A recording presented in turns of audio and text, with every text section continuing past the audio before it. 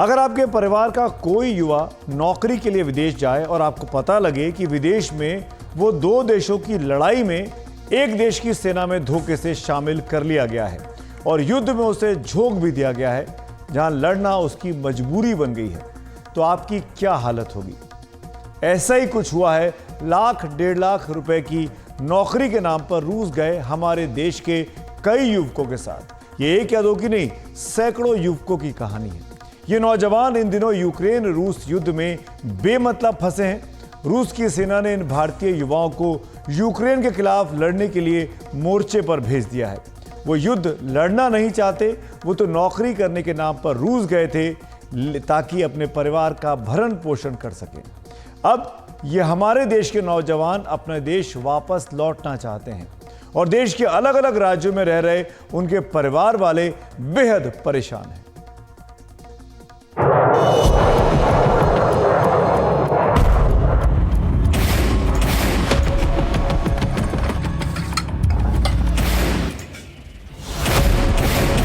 मैं हूं सैयद इलियास हुसैनी। मैं रशिया आया था जॉब करने के लिए एजेंट के थ्रू। एजेंट का नाम है बाबा। उसने हमसे सिक्योरिटी का जॉब बोल के और 3 लाख रुपए लिया हमसे, और हम लोग रशिया आने के बाद वो हमको आर्मी में डाल दिया। मेरा नाम मोहम्मद समीर अहमद है। हमको बाबा व्लॉग की तरफ से आए हैं रशिया में और आर्मी में लगाया है पूरा काम। पूरा यूक्रेन बॉर्डर में है हम यहाँ पे। वो फ्रॉड किया है बाबा व्लॉग। अस्सलाम वालेकुम, मेरा नाम सुफियान मोहम्मद है। बाबा के ब्लॉग की तरफ से हम लोग रशिया आए थे। हम लोग के साथ फ्रॉड हुआ है। दुबई से बच्चा को इंडिया से 15 दिन ड्यूटी उनकी ख़त्म करके छुट्टी करके फिर सीधा रशिया को गए। दिसंबर के 16 तारीख को गए बोले। એને એમ જો કે હું વિદેશ જઈને કંઈક નોકરી કરું કંઈક મારું બે હાથ જોડીને અપીલ છે કે આવા કોઈ પણ ખોટી વાતોમાં ન આવીને I requested Mr. Kargil to speak to the MEA. We are requesting to Government of India safely ये अपने अपने घर में पहुंच जाए, जो भी हिंदुस्तान का बच्चा है। सुनने में आया उसका लेग शॉट भी लग गया, वहाँ पे उसकी टांग पे गोली लग गई है। उन्होंने उसके पासपोर्ट और वीजा ले लिया उन्होंने। मोदी जी हमारे बेटे अरबा हुसैन को हमें ला के दे, बड़ा मेहरबानी होगी।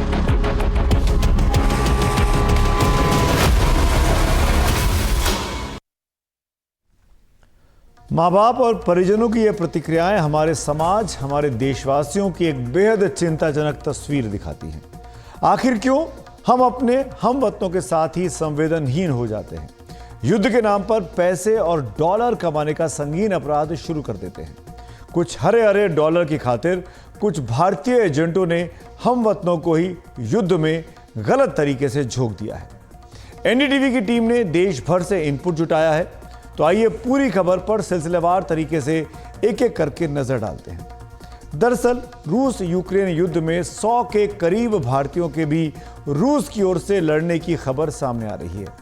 युद्ध के मैदान में एक भारतीय युवक के मारे जाने की भी अब खबर आ चुकी है।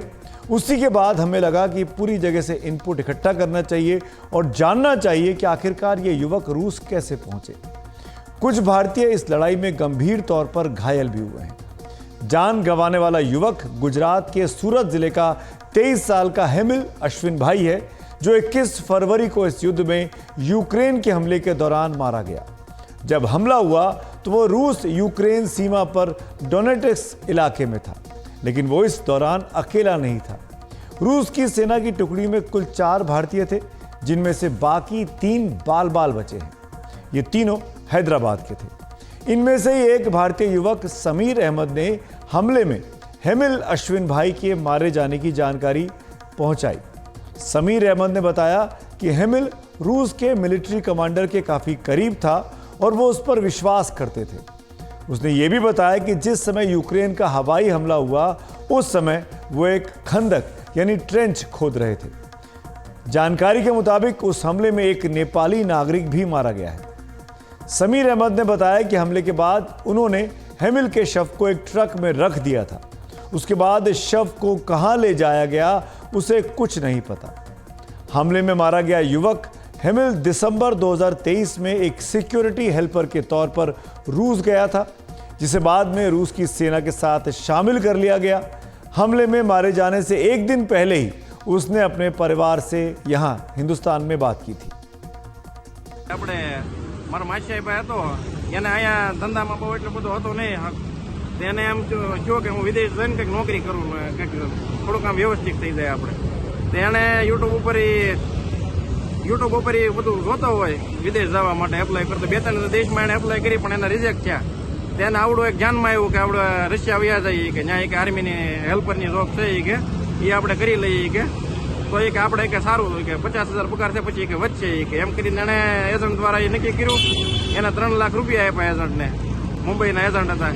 ત્યાંથી 2.5 મહિના પહેલા એ રશિયા ગયો એટલે ત્યાં એને બીજો કોન્ટ્રાક્ટ સાઇન કરાવી દીધો કે આર્મી સર્વિસમાં એને રાખવામાં, સર્વિસ તરીકે એને કોન્ટ્રાક્ટ સાઇન કરાવી દીધો અને 2 લાખ પગાર કરી દીધો. 50,000માંથી 4 ગણો પગાર વધી ગયો અને 50,000 બોનસ મહિને. એટલે એ ભાઈને એમ થોડી ખુશી થઈ કે નહીં આ રીતનું શું, પણ એને રશિયન ભાષામાં એને એમ હતું કે હેલ્પર જ છે, એમ સિટી લેવલે કામ કરવાનું કે બોર્ડર ઉપર નહીં જવાનું. ખરેખર 18 વરણ અને ગુજરાત ભારતની ટોટલી યુવા પેઢીને મારું 2 હાથ જોડીને અપીલ છે કે આવા કોઈ પણ ખોટી વાતોમાં ન આવીને આપણે રશિયા જવા માટે પહેલાં જાણવું જોઈએ, જોવું જોઈએ, પરિવારો સાથે વાત કરીને. ગુજરાતનો એક હેમિલ માંગુકિયા નામનો જે યુવાન છે આજે જોબ મિલિટરીની સહાય તરીકે જોબ વર્ક માટે લઈને ત્યાં એ લોકોએ રશિયાના આર્મીની અંદર જોઈન્ટ કરીને યુદ્ધ કરવા માટે તાલીમ આપી. આ વસ્તુ તદ્દન ખોટી છે. हेमिल के परिवार के मुताबिक YouTube पर बाबा ब्लॉग्स नाम का एक वीडियो देखने के बाद उनके बेटे ने 1-1.5 लाख रुपए की नौकरी पाने के लिए रूस जाने का मन बनाया था। बाबा ब्लॉग्स में दिए गए नंबर पर एजेंट से बात की, फिर पिछले साल दिसंबर में रूस के लिए वो हेमिल चला गया। हेमिल पहले सूरत से मुंबई गया। उसे मुंबई छोड़ने के लिए उसके पिता खुद पहुंचे थे। मुंबई से हेमिल चेन्नई गया और चेन्नई से उसे रूस की राजधानी मॉस्को ले जाएगा। ये वो नक्शा है। वहां से वो रूस की सेना में हेल्पर के तौर पर रूस यूक्रेन के मोर्चे डोनेट्स्क पर पहुंचाया गया। हेमिल के पिता ने बताया कि जब वो बेटे को छोड़ने गए तो मुंबई में उनके खुद मोमिन नाम के एक एजेंट से आमने सामने की मुलाकात हुई। ये एजेंट राजस्थान का रहने वाला है। एजेंट ने बताया कि हेमिल को रूस की सेना के हेल्पर के तौर पर काम करना है। हेमिल ने जिस बाबा ब्लॉग्स के आधार पर मन बनाया उसे चलाने वाला एजेंट फैजल खान दुबई में रहता है, जबकि रमीज नाम का एक एजेंट रूस में है। ये सभी भारतीय हैं और आपस में जुड़े हुए हैं। बेटे को खतरनाक जगह काम करता देख हेमिल के पिता ने पहले ही रूस में भारत के वाणिज्यिक दूतावास को एक पत्र लिख दिया था और अपने बेटे को सुरक्षित वापस लाने की गुहार भी लगाई थी। हेमिल अकेला नहीं था। आजकल कई एजेंट भारतीय युवकों को अपने YouTube चैनल के जरिए रूस में 1-1.5 लाख रुपए की तनख्वाह के लालच में नौकरी दिलाने के जाल में फंसा रहे हैं। इनके वीडियोस में कहा जाता है कि रूसी सेना में शामिल होना मुश्किल काम नहीं है। रूस की सेना में सिर्फ सामान्य मेहनत मजदूरी के काम करने होते हैं, जैसे बिल्डिंग खाली कराना, लोगों का सामान यहाँ से वहाँ ले जाना, और इससे 1 से 1.5 लाख रुपए तक की कमाई की जा सकती है। कई एजेंटों की तरफ से बनवाए गए ऐसे वीडियो YouTube में काफ़ी मिल जाएंगे। पीड़ित परिवारों के मुताबिक इन वीडियोस में ये भी कहा जाता है कि रूस की सरकार के साथ काम करके वहाँ मकान, सरकारी नौकरी और स्थायी निवास भी हासिल किया जा सकता है। खबरें आ रही हैं कि ऐसे वीडियो देखने के बाद कम से कम 100 भारतीय जो बीते 1 साल में रूस की सेना की मदद के लिए अलग अलग कामों से जुड़े हैं, वो वहां पहुंच चुके हैं। इनमें से कई को सिक्योरिटी हेल्पर के तौर पर रखा गया है और फिर युद्ध में उन्हें झोंक दिया गया। कर्नाटक से भी 3 और तेलंगाना के 2 युवकों के भी यूक्रेन के खिलाफ जंग में मजबूरन शामिल होने की खबर सामने आई है। इनके परिजनों का कहना है कि एजेंट ने धोखे से उन्हें रूसी सेना में शामिल कराया है। हैदराबाद के एक युवक सैयद इलियास ने रूस से भेजे एक वीडियो में कहा कि वो 4 दोस्त दुबई में काम करते थे। इस दौरान बाबा ब्लॉग्स चलाने वाले एक एजेंट ने उन्हें रूस में सिक्योरिटी गार्ड की नौकरी का भरोसा दिलाकर वहां पर भेज दिया। जब वो वहां पहुंचे तो उन्हें रूस के लिए लड़ने वाली प्राइवेट आर्मी वैगनर आर्मी में शामिल कर लिया गया। इलियास के मुताबिक उसके साथ तेलंगाना से सुफियान नाम का एक और युवक भी है। अस्सलाम वालेकुम, मैं हूँ सैयद इलियास हुसैनी। मैं रशिया आया था जॉब करने के लिए एजेंट के थ्रू। एजेंट का नाम है बाबा और उसका यूट्यूब पे चैनल है बाबा ब्लॉग्स।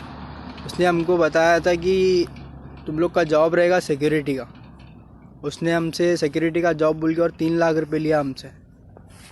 3 लाख रुपए लेके हमको और हम लोग रशिया आने के बाद वो हमको आर्मी में डाल दिया। हम लोग 4 दोस्त लोग मिल के लगाए थे।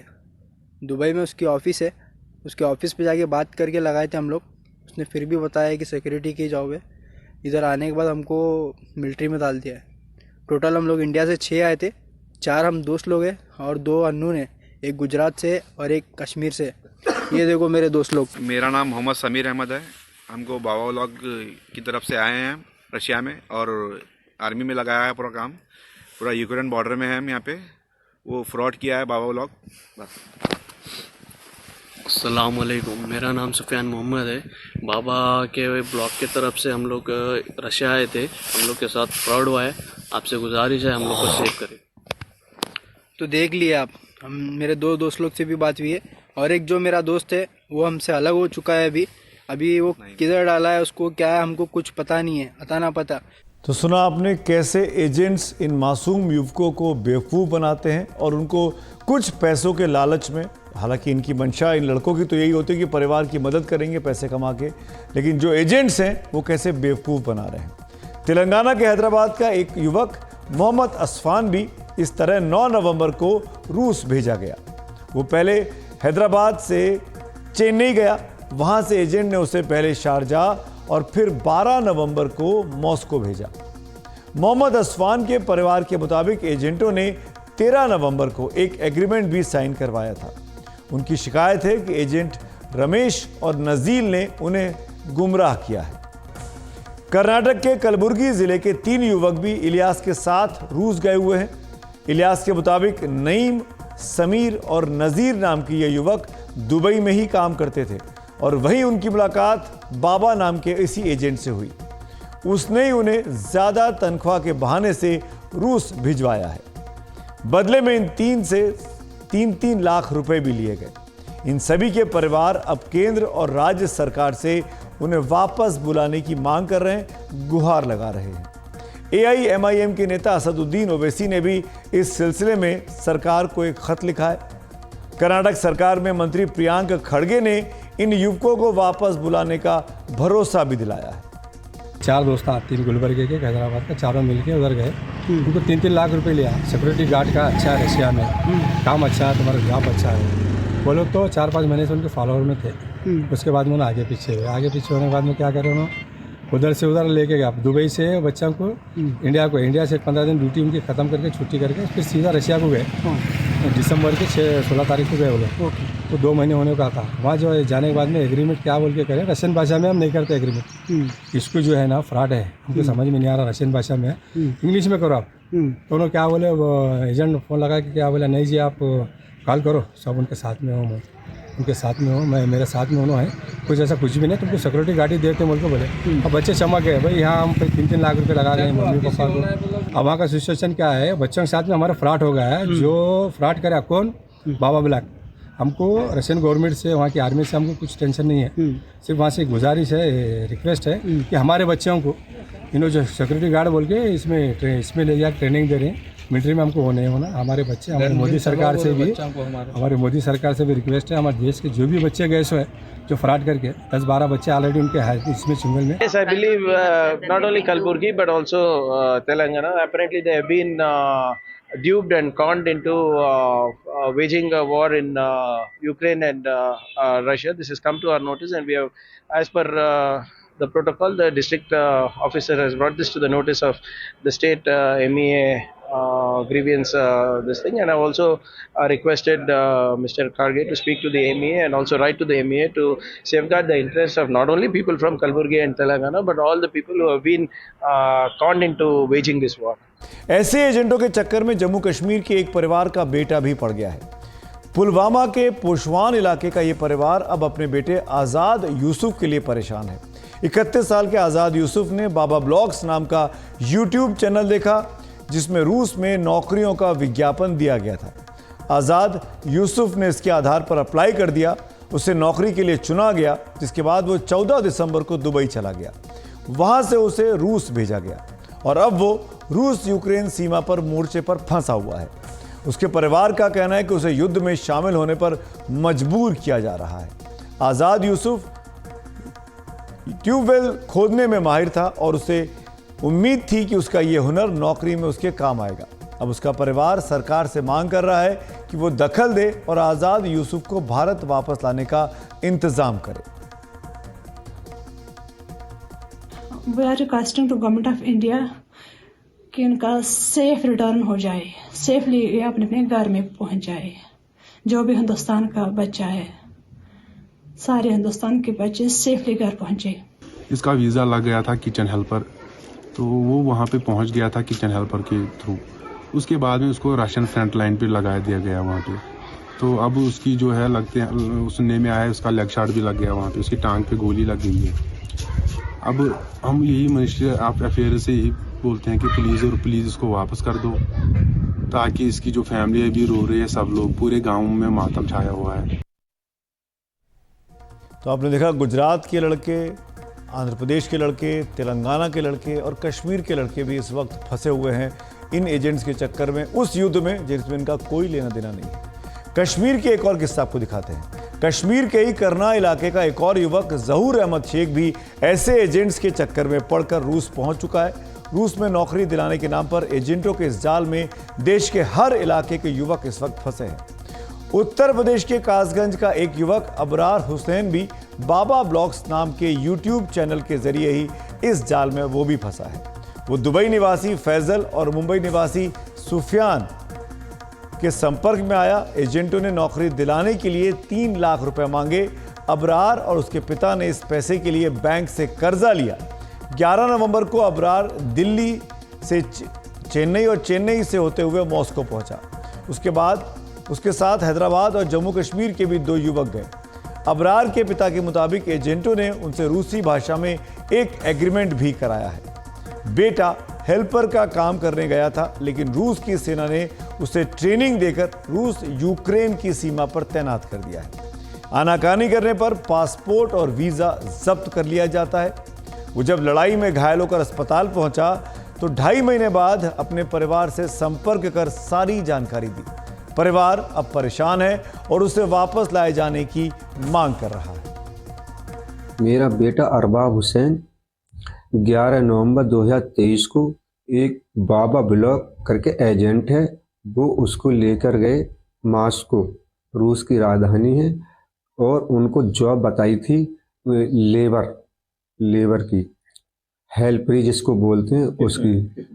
अब ये नहीं बताया उन्होंने किस में हेल्परी के लिए ले गए थे मॉस्को में। वो वहाँ पे उन्होंने जब हमसे बात हुई तो बोले कि आपको सेना में भर्ती कराया जाएगा।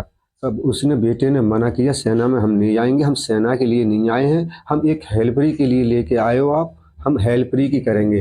मगर उन्होंने उसके पासपोर्ट और वीज़ा ले लिया उन्होंने, और उसको एक रसिया भाषा में साइन करवा लिया गया।